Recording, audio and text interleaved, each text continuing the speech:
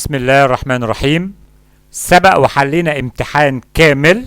النهارده هنحل مع بعض كمان امتحان. عاوزين نركز قوي ويا ريت باستمرار نراجع جدول الضرب لان بعتمد عليه في مسائل كتير. هقرأ السؤال كويس افهمه صح واتأكد من الارقام بتاعتي كويس قبل ما احل المسألة. لو هستخدم ورقة خارجية في بعض المسائل لازم اتأكد ان انا ناقل المسألة صح في قلب الورقة، لان ممكن انقل المسألة والعلامة مكانها يتغير، او الخمسة تقلها 2، او الواحد يبان كأنه 7. اركز وانا بنقل كويس واتأكد ان انا فاهم السؤال صح. نبدأ نحل السؤال الاول واللي يخلص يرفع ايده. اختر الاجابة الصحيحة. طبعا هنا بضرب في جزء من 100، وقلنا في الضرب بنتحرك في اتجاه الصفر. جزء من 100 يعني هتحرك خانتين، الصفر على شمال الواحد يبقى هتحرك خانتين جهة اليسار. العلامة تيجي هنا تبقى 385 جزء من 1000. ومحدش يقول العلامة على اليسار ملهاش لازمة فنختار جيم. غلط، العلامة ملهاش لازمة لو كانت على اليمين قبل الخمسة. ناتج تقدير 610 في 13. هنقرب العددين حسب أكبر قيمة مكانية. هنا 600 وهنا 10. 600 في 10 ب 6000. 3654 ملي لتر يساوي كم لتر؟ هيساوي 3654 جزء من 1000. ليه؟ لأن أنا بحول من وحدة صغيرة لوحدة كبيرة، فهضرب في جزء من 1000. وهنا عدد صحيح يعني علامته هنا، فهتحرك ناحية اليسار 3 خانات، تيجي العلامة بين ال3 وال6. الصيغة الممتدة للعدد ده 3 زائد 5 أجزاء من 100 زائد 7 أجزاء من 1000. ناخد بالنا مفيش أجزاء من 10. ال3 في الأحاد، 5 في جزء من 100، 7 في الجزء من 1000. هنا مفيش جزء من 10. هنا حطيلك جزء من 100 في خانة الأحاد والأحاد في العشرات. هنا بدل ال5 وال7 مكان بعض. العدد اللي عوامله الأولية 5 و3 و2 30. لما يكون عندي العوامل الأولية بتاعة العدد بضربهم في بعض. 2 في 3 ب6، 6 في 5 ب30. القيمة المكانية للرقم 6، باجي عند العلامة على يمين العلامة أجزاء، جزء من 10 جزء من 100 جزء من 1000. من مضاعفات العدد 4، يعني الأعداد اللي موجودة في جدول الأربعة 28، لأن 4 في 7 ب28. نراجع إجابتنا. نبدأ في حل السؤال الثاني. أكمل ما يلي، وزي ما قلت لكم هو جنبنا ورقة وقلم علشان حبينا نجمع، حبينا نطرح، حبينا نعمل حاجة نعملها بالورق. بلاش نستخدم مخنا في كل حاجة، لأن في مسائل بتحتاج إن أنا أكتب بإيدي مع مخي عشان ما انساش الأرقام اللي بتتخزن في مخي. نمرة 8، قيمة المتغير X في المعادلة. اتفقنا وبقولها كتير، طالما اللي ناقص في الأول يبقى هحولها من جمع لطرح. لو اللي ناقص في النص دايما بطرح، إنما لو اللي ناقص في الأول بعكس من جمع لطرح ومن طرح الجمع. هنجمع، ودايما قبل ما أجمع أو أطرح طالما في علامة عشرية يبقى لازم أتأكد من مساواة الأجزاء. نجمع 5 زائد 2 7. قابلتني العلامة بحطها في الجمع والطرح، تقابلني العلامة أحطها. 7 و1 8.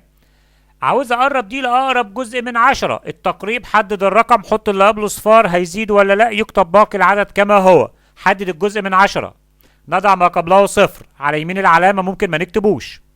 الاتنين هتزيد ولا لا؟ هتزيد لأن الستة بتزود. يكتب باقي العدد كما هو. حددنا الرقم، حطينا اللي قبله صفار، الاتنين تزيد، باقي العدد كما هو.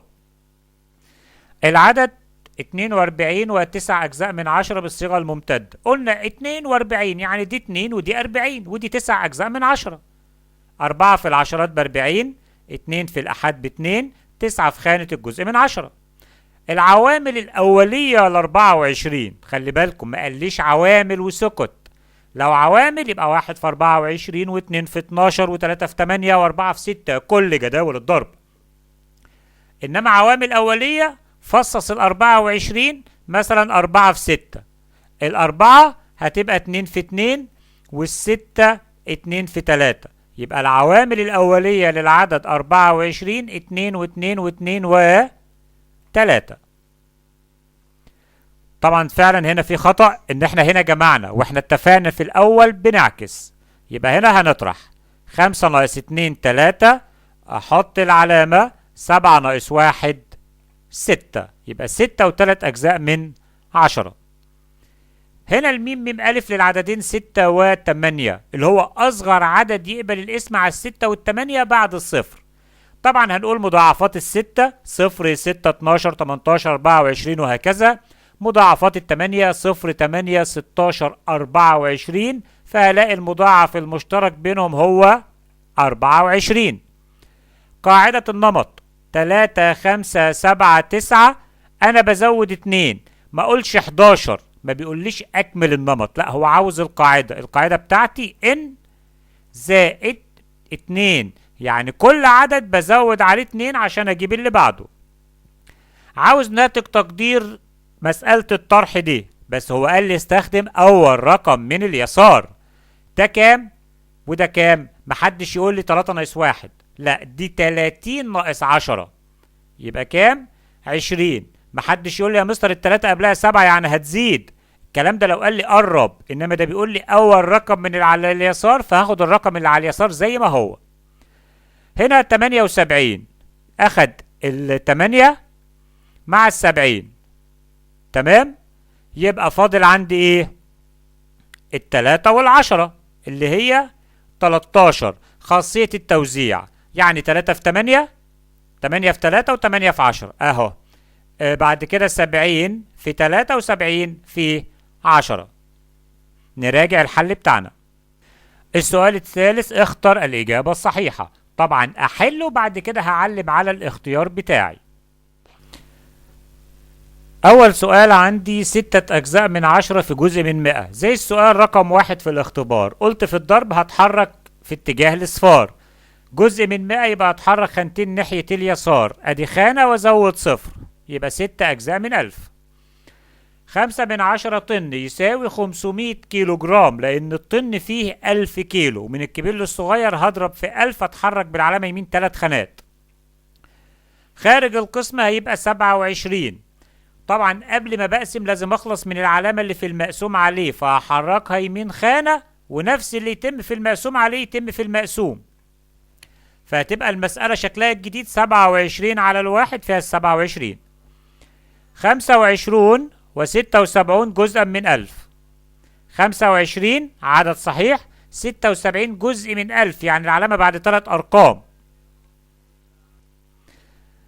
أصغر عدد أولي فردي التلاتة، لو قال لي أصغر عدد أولي أقول له 2، أصغر عدد فردي أقول له 1، إنما أولي وفردي في نفس الوقت يبقى 3.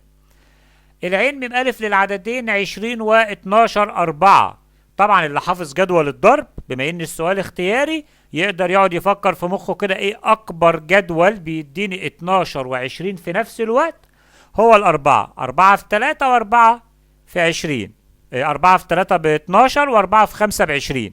طب مش عارف أجيبها بمخي، هاتوا كل عوامل 12، 1 في 12 2 في 6 3 في 4، كل عوامل 20، 1 في 20 2 في 10 4 في 5. هلاقي العوامل اللي اتكررت أكبر عامل فيهم هو ال6. ترتيب العمليات الحسابية، المسألة دي لازم أحلها بورقة وقلم كويس قوي علشان أعرف أختار الإجابة. طبعا الأقواس، مفيش أقواس يبقى نحل الضرب والقسمة. هنضرب 1 و5 من 10 في 6، 5 في 6 ب30، صفر ومعايا ال3، 1 في 6 ب6 و3 9، ومنساش العلامة تتحط بعد رقم. قلنا في الجمع والطرح بساوي الأجزاء وبجمع وبطرح، لما تقابلني العلامة بحطها. في الضرب مفيش حاجة اسمها مساواة أجزاء، بتضرب بدون استخدام العلامة وفي الآخر حط العلامة. بقت 9 ناقص 3 زائد 4. الطرح جاي قبل الجمع يبقى هطرح الأول. 9 ناقص 3 6، وبعد كده 6 زائد 4 10. نراجع إجابتنا. السؤال الرابع اللي لازم أعمل فيه خطوات، لأن الخطوات هتحاسب عليها وهاخد عليها درجة. نقرأ السؤال كويس ونحله. يلا يا حلوين نبدأ حل. أوجد قيمة التعبير العددي، يبقى لازم أحلها بالتفصيل. في المسألة دي كان يكفي إن أنا أكتب الناتج النهائي عشان أخد درجتي كاملة، مش مهم لأن المدرس مش محتاج خطواتي في حاجة، بس هنا لازم أكتب بالخطوات. مفيش أقواس، هندخل على الضرب والقسمة. في مسألتين ضرب، هحل الأولى من جهة اليسار. طبعا هنا بنضرب في 10 فالعلامة هتتحرك ناحية اليمين خانة، تبقى 15 ناقص الباقي يتكتب زي ما هو يساوي، في طرح وفي ضرب. هضرب الأول يبقى ال15 زي ما هي ناقص 2.5 في جزء من 10 هتحرك بالعلامة ناحية اليسار خانة، تبقى 25 جزء من 100. عدد صحيح مع كسر، العدد الصحيح هيتحط مكان الصفر، يبقى 15 و 25 جزء من 100. لدى مزارع قطعة أرض مساحتها 1175 متر مربع، يرغب في تقسيمها بالتساوي على 5 أجزاء. ما مساحة الجزء الواحد؟ طبعا هحلها مسألة قسمة بالمعيارية. 1175 على 5. طبعا هعمل جدول الضرب لو احتجت له. 1 على 5 ما ينفعش احط صفر. 10 على 5 فيها الاتنين، 5 نطرح 1. هننزل عليه الدور اللي هو السبعة، بقت 17. ال17 فيها 3 خمسات لأن ال3 في 5 ب15 ونطرح بقى 2. ننزل عليه الدور 25 فيها 5 خمسات لأن ال5 في 5 ب25 ونطرح. طبعا اللي ما بيعرفش يحلها غير بجدول الضرب يحلها بجدول الضرب، ودي الخطوات بتاعتنا. هنا في كمان غلطة، العلامة دي علامة ناقص، أنا هنا حسبتها على إنها زائد. طبعا لا، هساوي الأجزاء، أحط هنا علامة وصفرين وأطرح، تطلع الإجابة 14 و 75 جزء من 100. يبقى هنا نمرة 24 مساحة الجزء الواحد هيبقى 235 متر مربع، وقلت لكم الاتنين دي اختصار لكلمة مربع. طريق طوله 741 و8 أجزاء من 10 كيلو متر، قطع منه القطار مسافة 1052 متر، ما عدد الكيلومترات المتبقية. طبعا عشان أعرف الباقي هطرح، بس عشان أطرح لازم الكيلومتر أطرح منه كيلومتر، فهنا هضرب في جزء من 1000 عشان أحوله الأول إلى كيلومتر. بدل ما هو 1052 متر هيبقى 1.52 جزء من 1000 كيلومتر. نعمل مسألة الطرح بتاعتنا. 471 و8 من 10 ناقص 1.52 جزء من 100. لو أنا ما سويتش الأجزاء، لو الأجزاء مش متساوية لازم أسويها. ده جزء من 10 ودي أجزاء من 100، لازم أزود هنا. دي أجزاء من 1000، لازم أزود صفرين عشان أساوي الأجزاء. صفر ناقص 2 ما ينفعش، هنستلف. دي هتبقى 7 والصفر ده هيبقى 10، ناخد منه 1 يبقى 9 عشان الصفر ده يبقى 10. 10 ناقص 2 8. 9 ناقص 5 4. 7 ناقص 0 7، قابلتني العلامة أحطها. 1 ناقص 1 0، والأربعة والسبعة يتكتبوا زي ما هما، يبقى 740 و 748 جزء من 1000 كيلو متر متبقي. أول حاجة سويت الوحدات التمييز بتاعي، بدل ما هو كيلو متر ومتر أصبح الاتنين كيلو متر، وبعد كده طرحت. قبل ما أطرح لازم أتأكد إن الأجزاء متساوية. طلعت مش متساوية فزودت هنا صفرين عشان يبقى العددين أجزاء من 1000، وركز في موضوع الاستلاف. إذا كان إحدى مدن الساحل الشمالي لمصر بها 18 فندق، يعني في مدينة على البحر فيها 18 فندق، كل فندق فيه 123 نزيل، ده في الفندق الإيه؟ الواحد. فما إجمالي عدد النزلاء بالفنادق؟ طبعا عندي فندق وعايز أجيب كمية، يبقى هضرب 123 في 18. طبعا طريقة الضرب من اليمين في اليمين، من تحت لفوق. بضرب في الرقم الأول اللي هو 8 وبعد كده زائد وأحط صفر وأضرب في الواحد. 8 في 3 ب24، 4 ومعايا الاتنين. 8 في 2 ب16 و2 18، 8 ومعانا الواحد. 8 في 1 ب8 و1 9.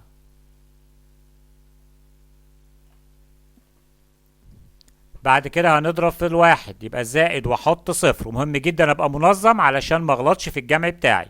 واضرب 1 في 3 ب3، 1 في 2 ب2، 1 في 1 ب1. اجمع 4 زائد صفر 4، 8 و3 11، 1 ومعانا الواحد على التسعة تبقى 10، و2 12، 2 واطلع بالواحد على الواحد يبقى 2.